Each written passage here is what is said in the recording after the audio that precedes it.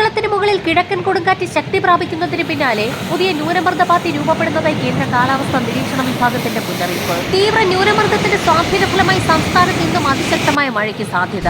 മലപ്പുറം പൊന്നാനിയിൽ കടലാക്രമണം രൂക്ഷമായ സാഹചര്യത്തിൽ പാലപ്പെട്ടിയിൽ നിരവധി വീടുകൾ കടലെടുത്തു. തിരുവനന്തപുരം മുതൽ കാസർഗോഡ് വരെയുള്ള തീരദേശ മേഖലകളിൽ അതീവ ജാഗ്രത പ്രഖ്യാപിച്ചു.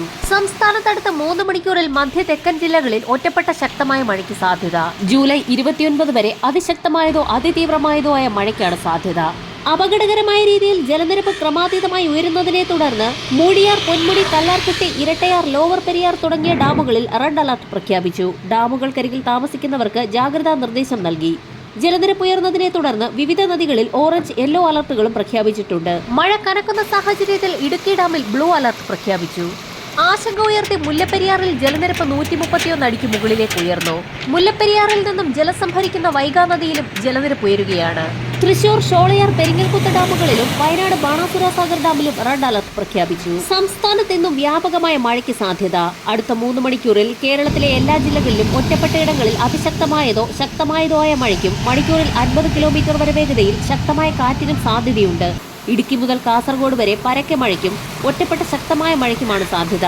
മറ്റ് ജില്ലകളിൽ മിതമായ മഴ ലഭിക്കും. എറണാകുളം ജില്ലയിൽ കഴിഞ്ഞ ദിവസം പെയ്ത തോരാമഴയിൽ നിരവധി വീടുകളിൽ വെള്ളം കയറി. ജില്ലയിൽ 2 ദുരിതാശ്വാസ ക്യാമ്പുകൾ പ്രവർത്തിക്കുന്നുണ്ട്. പറവൂർ, കൊച്ചി എന്നിവിടങ്ങളിലാണ് ക്യാമ്പുകൾ ഉള്ളത്. മണ്ണിടിച്ചിൽ ഭീഷണിയുള്ളതിനാൽ മലയോര മേഖലകളിൽ രാത്രിയാത്രാ നിരോധനമുണ്ട്. നദികളിൽ ജലനിരപ്പ് ഉയരുന്നതിനാൽ ജാഗ്രതാ നിർദ്ദേശം നൽകി. ജില്ലയിൽ 19 വീടുകൾക്ക് കേടുപാടുകൾ സംഭവിച്ചു. കേരള തീരത്ത് കടലാക്രമണം രൂക്ഷമായി തുടരുന്നു. ആലപ്പുഴയിൽ മഴക്കെടുതികൾ ശക്തമായി തുടരുകയും കിഴക്കൻ വെള്ളം വന്നു തുടങ്ങിയതോടുകൂടി കുട്ടനാട്ടിലെ ജലാശയങ്ങളിൽ ജലനിരപ്പ് അപകടകരമായ നിലയ്ക്കൊപ്പം എത്തുകയും ചെയ്ത സാഹചര്യത്തിൽ താഴ്ന്ന ഇടങ്ങളിലെല്ലാം വെള്ളം കയറി. ഗ്രാമീണ റോഡുകൾ തകർന്നു. എറണാകുളം ആലുവയിൽ തീരദേശ മേഖലയിൽ വീടുകളിലേക്ക് വെള്ളം കയറി. അച്ചൻകോവിൽ, പമ്പ നദികളിലെ ജലനിരപ്പ് ക്രമാതീതമായി ഉയർന്ന സാഹചര്യത്തിൽ 100ഓളം വീടുകളിലേക്ക് വെള്ളം കയറി. കനത്ത മഴയെ തുടർന്ന് കോട്ടയത്ത് മരങ്ങൾ കടപുഴകി വീണ് 20 വീടുകൾ തകർന്നു. വ്യാപക നാശനഷ്ടമാണ് ജില്ലയിൽ രേഖപ്പെടുത്തിയിരിക്കുന്നത്. ബാവലിപ്പുഴയിൽ ജലനിരപ്പ് ഉയർന്നതോടെ സമീപ പ്രദേശങ്ങളിലെ വീടുകളിലേക്കടക്കം വെള്ളം കയറി.